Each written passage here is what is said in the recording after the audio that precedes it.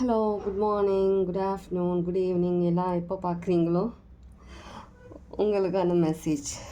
இந்த வீடியோவில் நீங்கள் வந்திருக்கீங்கன்னா இதில் ஏதோ ஒரு மெசேஜ் உங்களுக்கான ஒரு மெசேஜ் ஒளிஞ்சிருக்கலாம். நான் சொல்லும் போது உங்களுக்கு அது மனசுக்கு பட்டுச்சுன்னா அது உங்களுக்கான மெசேஜ் எடுத்துக்கலாம். இன்கேஸ் உங்களுக்கு இதில் எந்த மெசேஜுமே உங்களால் ஃபீல் பண்ண முடியலன்னா பரவாயில்ல, நெக்ஸ்ட் வீடியோவில் உங்களுக்கான மெசேஜ் இருக்கலாம். ஓகே, இன்றைக்கி சேனல் மெசேஜ் என்ன அப்படின்னா, உங்களில் சில பேர் யூனிவர்ஸ்கிட்டேருந்து ஒரு சரியான அடி, ஒரு ஸ்லாப் யூனிவர்ஸ்கிட்டேருந்து. ஏன்னா உங்களில் சில பேர் வந்துட்டு இக்னோர் பண்ணிகிட்டே இருக்கீங்க. நிறைய விஷயங்களை வந்துட்டு இக்னோர் பண்ணுறீங்க. அக்செப்ட் பண்ணிக்க உங்களுக்கு மனசு வர மாட்டேங்குது, பயப்படுறீங்க. ஆனால் மேனிஃபெஸ்டேஷன்ஸ் மட்டும் பண்ணிகிட்டே இருக்கீங்க. அதனால் யூனிவர்ஸ் உங்களுக்கு ஒரு சரியான ஒரு அறை விட்டாங்க. அது எப்படின்னா, நேரில் வந்து அடிக்கிறதுலாம் கிடையாது. எப்படின்னா, சடனாக உங்களுடைய லைஃப்பில் ஏதோ ஒரு விஷயம், எதிர்பார்க்காம ஏதோ ஒரு விஷயம் உங்களை வந்துட்டு ரொம்ப கஷ்டப்படுற மாதிரி ஒரு விஷயம் நடந்திருக்கலாம். திடீர்னு நீங்கள் எக்ஸ்பெக்ட் பண்ணியிருக்க மாட்டீங்க. ஓகே, ஸ்மூத்தாக தான் இருக்குது, ஸ்மூத்தாக தான் போயிட்டுருக்கு, இது வரைக்கும் எந்த ஒரு இதுவுமே கிடையாது, நம்ம ஜெயிச்சிடலாம், நம்ம இது பண்ணலான்னு நினைக்கும் போது சடனாக அதில் ஒரு இடி. அது தேவைப்படுது. ஏன்னா அந்த மாதிரி சில நேரத்தில் இந்த மாதிரி ஒரு சிச்சுவேஷன்ஸ், அந்த டவர் மூமெண்ட் ஏற்படும் போது தான் நிறைய பேருக்கு அந்த ஞான உதயம்ன்றது அது பர்த் ஆகுது உங்களுக்குள்ள. அந்த அடி, அந்த ஒரு டவர் மூமெண்ட் வராத வரைக்கும் இருக்கிற ஸ்பேஸ்லேயே நான் நல்லா இருக்கேன், எனக்கு இந்த இடம் போதும், நான் இப்படியே காலத்தை ஓட்டிடுவேன், நான் இப்படியே இருந்துடுவேன், என்னோடய இந்த கம்ஃபர்ட் ஜோன்லேருந்து நான் வெளியில் வரமாட்டேன். ஆனால் நீங்கள் ஆசைப்படுறது எக்கச்சக்கம் லைஃப்பில் நடக்கணுன்றது. அப்புறம் யூனிவர்ஸையே குறை சொல்கிறது. நான் இவ்வளோ மேனிஃபெஸ்ட் பண்ணுறேன், இவ்வளோ வருஷமாக பண்ணுறேன், இது பண்ணுறேன், யூனிவர்ஸ் எனக்கு கொடுக்க மாட்டேங்கிறாங்க. தப்பெல்லாம் உங்கள் மேலே வச்சுட்டு யூனிவர்ஸை ப்ளேம் பண்ணுறது.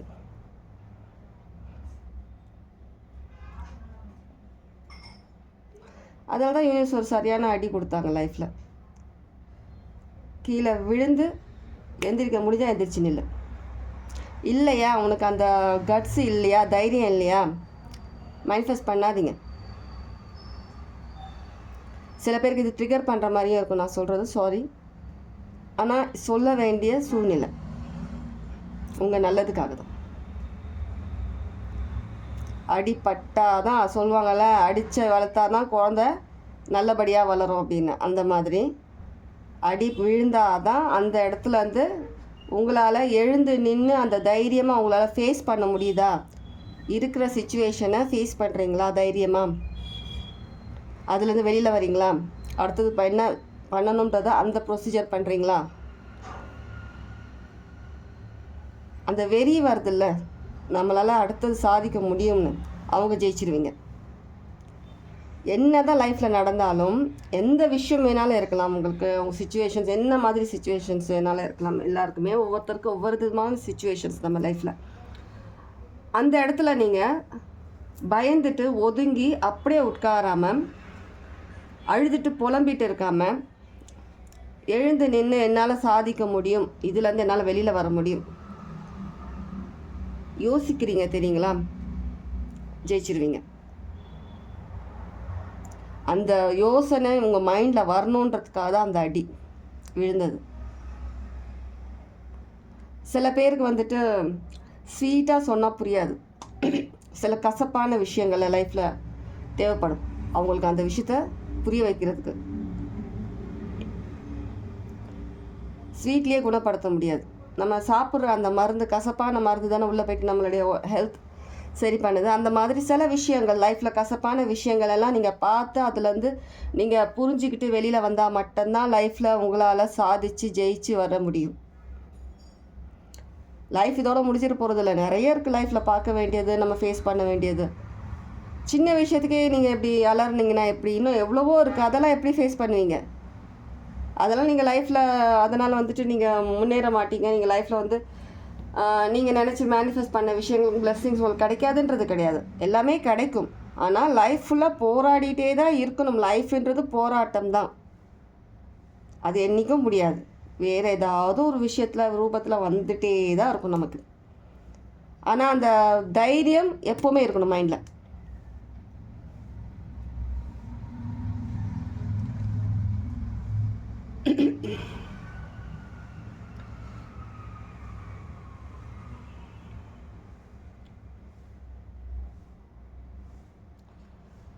மேனிஃபெஸ்டேஷன்ஸ் பண்ணுறதுன்றது அதுவும் ஒரு விதமான ஒரு லா ஆஃப் அட்ராக்ஷன், ஃப்ரீக்வன்சி, அதெல்லாம் நம்ம யூஸ் பண்ணால் தான் நம்மளால் அதுலேருந்து அந்த மேனிஃபெஸ்ட் பண்ண முடியும் சீக்கிரமே சில விஷயங்களை. இது சில பேர் யாரோ கேட்டிருக்கீங்க, அதுக்காக சொல்கிறேன்.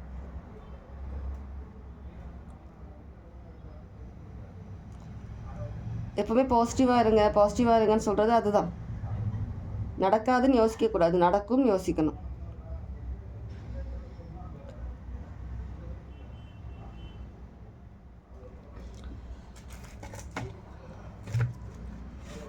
சில பேர் சில சுச்சுவேஷன்ஸ் ஃபேஸ் பண்ணிகிட்ருக்கீங்க, ரியலி சாரி.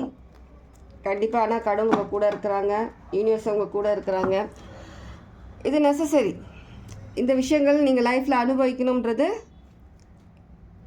ஒரு முடிவு பண்ண விஷயம். ஏன்னா இந்த விஷயம் வந்து உங்களுக்கு ஒரு பாடம். இதனால் உங்களுக்கு வந்து ஸ்ட்ரென்த் கிடைக்க போகுது, உங்களுக்கு அந்த கான்ஃபிடென்ட் உங்களுக்கு கிடைக்க போகுது. நிறைய விஷயம் இதிலேருந்து ஃபேஸ் பண்ணி நிறைய பேர் வந்துட்டீங்க. இன்னும் சில பேர் அப்படியே இருக்கிறதுனால தான் இப்போது ஏதோ ஒரு பெரிய விஷயம் உங்கள் லைஃப்பில் வந்துட்டு சடனாக சில சேஞ்சஸ் வந்திருக்கு. நீங்கள் யோசிக்கலாம், நல்லது நடக்கும் சொல்லிட்டு இருந்தது வந்துட்டு இப்படி ஆயிடுச்சு. சில பேருக்காக சொல்கிறேன், இப்படி சடனாக இந்த மாதிரி ஒரு விஷயம் நடந்துருச்சு அப்படின்னுட்டு. அது தேவைப்படுது இந்த இடத்துல. ஏன்னா நீங்கள் வந்துட்டு எப்படி உங்களுடைய மைண்ட் எது பண்ணி எடுத்துகிட்டு வரணுன்றது யூனிவர்ஸ்க்கு வேறு வழி கிடையாது. இந்த மாதிரி சில விஷயங்கள் உங்கள் லைஃப்பில் நடந்தாதான் யார் எப்படின்னு தெரியணும் உங்களுக்கு. உங்களை சுற்றி இருக்கிறவங்க தனிமையாக இருக்கிறதுக்கு பயப்படாதீங்க. தனிமை அலோனாக இருக்கிறேன், எனக்கு யாரும் இல்லை, எனக்கு யாரும் கைடு சப்போர்ட் பண்ணலை. எதுக்காக சப்போர்ட் பண்ண உங்களுக்கு? எதுக்காக உங்களுக்கு ஒருத்தவங்க தேவைப்படுது? நீங்கள் பிறக்கும் போது யாருன்னா சப்போர்ட் வேணும்னு சொல்லி பிறந்தீங்களா? யாரோ சப்போர்ட்டோட வந்தீங்களா? இல்லைல்ல. யாரை நம்பி இந்த உலகத்தில் வந்தீங்க? அம்மா அப்பாவோட கடமை வளர்த்து விட்டாச்சு. இனி யாரோட சப்போர்ட் உங்களுக்கு தேவை?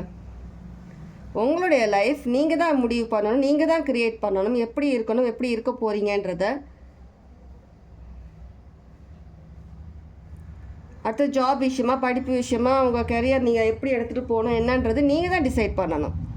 உங்களுடைய லைஃப் வேறு யாரும் வந்து க்ரியேட் பண்ண முடியாது. அது வலியோ அது சந்தோஷமான விஷயமோ ஏதோ எல்லாத்தையும் நீங்கள் தான் தாங்கி ஆகணும், நீங்கள் தான் ஃபேஸ் பண்ணி ஆகணும். இப்போ கஷ்டப்படுறீங்க, ஏதோ ஒரு இடத்துல மாட்டியிருக்கீங்க, ஏதோ இதாக இருக்குன்னா தாங்குங்க.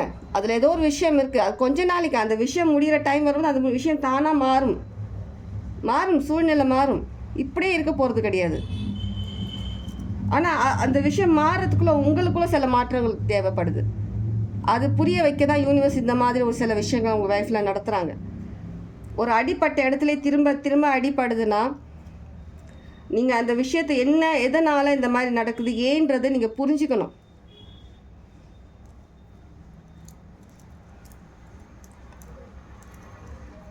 அதை விட்டுட்டு மற்றவங்களை ப்ளேம் பண்ணிக்கூடாது. எப்போவுமே ஒருத்தவங்களை ப்ளேம் பண்ணியே வாழக்கூடாது. தனிமையை நினச்சி பயப்படாதீங்க. அதுவும் ஒரு விதத்தில் ஒரு நல்ல ஒரு இதுதான், ஃபீல் தான். நீங்கள் அதை நினச்சி அதுவே ஒரு பெரிய விஷயமா யோசிச்சுட்டு நீங்கள் அதை ஃபீல் பண்ணிட்டு இருந்தீங்கன்னா லைஃப்பில் அடுத்தது நீங்கள் என்ன பண்ணணுன்றது உங்களுக்கு தெரியாமல் போயிடும். எப்போவுமே உங்களுக்கு புரிஞ்சிக்க முடியாது. தனிமைன்றது அதையே ஃபோக்கஸ் பண்ணிகிட்ருக்கீங்க. நீங்கள் அதை ஃபோக்கஸ் பண்ண தான் நீங்கள் தனியாக இருக்கீங்கன்ற மைண்டில் அப்படியே இருந்து எனக்கு யாரும் இல்லை, எனக்கு பார்த்துக்க யாரும் கிடையாது, நான் என்ன பண்ணுவேன், நான் அடுத்தது நான் என்ன பண்ண முடியும், எதுக்கு? கடவுள்களுக்குன்னு சில விஷயங்கள் கிஃப்ட்ஸ் கொடுத்துருக்காரு, நமக்குன்னு சில அறிவு கொடுத்துருக்காரு. அதை யூஸ் பண்ணுங்கள். நம்ம என்ன பண்ணலாம், நம்ம அடுத்தது என்ன பண்ணலான்றது யோசிங்க. தனியாக நின்று எல்லாத்தையும் ஒரு உங்களுக்கான அந்த உலகத்தை உருவாக்குங்க. உடம்பு சரியில்லை, எனக்கு உடம்பு சரியில்லைன்னு சொல்லிவிட்டு அப்படியே ஃபீல் பண்ணிவிட்டு உடம்பு முடியல படுத்துட்டு இருந்தீங்கன்னா, அதுலேயே உங்களுடைய மைண்டெல்லாம் இருந்ததுன்னா உடம்பு நல்லாயிட்டு எப்படி வர முடியும்? நான் நல்லா இருக்கேன், எனக்கு உடம்புக்கு எதுவும் கிடையாது, நான் ரொம்ப ஸ்ட்ராங்காக இருக்கேன், பாசிட்டிவாக யோசிச்சா தானே உங்களுடைய மைண்டு உங்களோட இது எல்லாமே நீங்கள் அதிலே ஃபோக்கஸ்டாக இருந்தீங்கன்னா அடுத்தது எப்படி சரியாவீங்க? இன்னும் வீக்காக தான் ஆகிட்டு போவீங்க. பாசிட்டிவாக யோசிங்க. பேசுகிற வார்த்தையாக இருக்கட்டும், யோசிக்கிற அந்த தாட்ஸ், நீங்கள் நடந்துக்கிற விதம் எல்லாம் பாசிட்டிவாக இருக்கட்டும். நீங்கள் என்ன ஃப்ரீக்வன்சியில் நீங்கள் என்ன இது அட்ராக்ட் பண்ண விரும்புகிறீங்களோ அது நீங்கள் பாசிட்டிவாக இருந்தால் அந்த ஃப்ரீக்வன்சி நீங்கள் யூனிவர்ஸ் கிட்ட கொடுத்தா தான் உங்களுக்கு திரும்ப ஒரு நல்ல ஒரு வைப் உங்களுக்கு வரும், ஃப்ரீக்வன்சிலாம் உங்களுக்கு கிடைக்கும் நீங்கள் நினச்சது.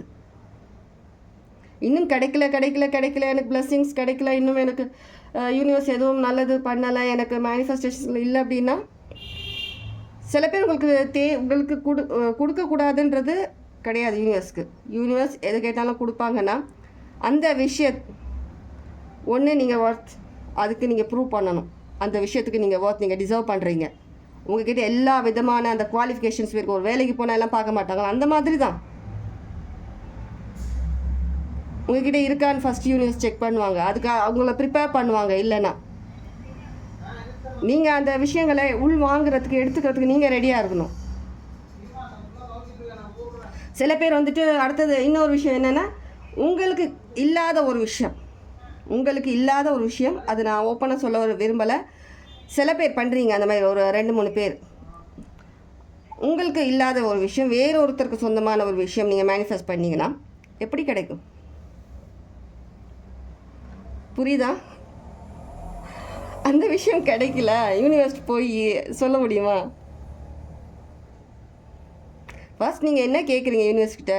நியாயமான விஷயம் கேட்குறீங்களா?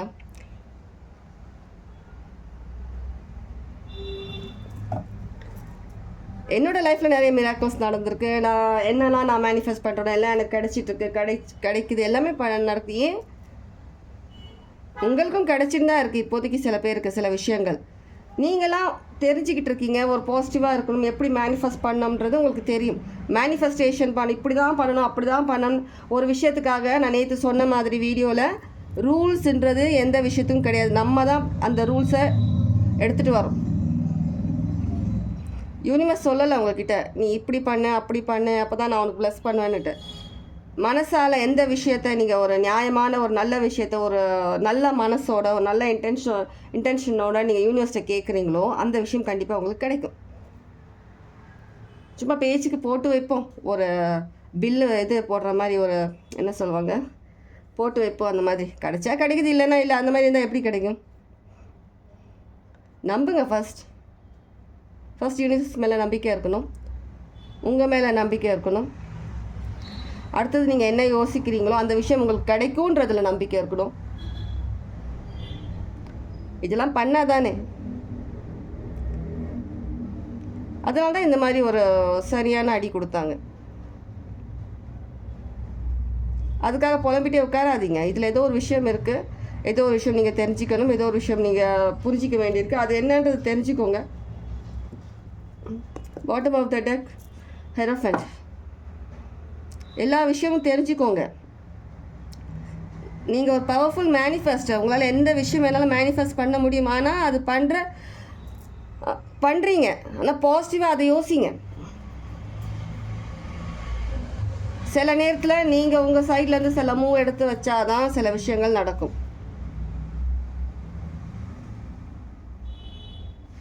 எக்ஸாம் போகணும், வெறும் நீங்கள் வீட்லேயே உட்காந்துட்டு நீங்கள் எக்ஸாம் எழுதிட்டீங்கன்னு உங்களால் அந்த மாதிரி மைண்ட் செட்டில் உட்கார முடியுமா?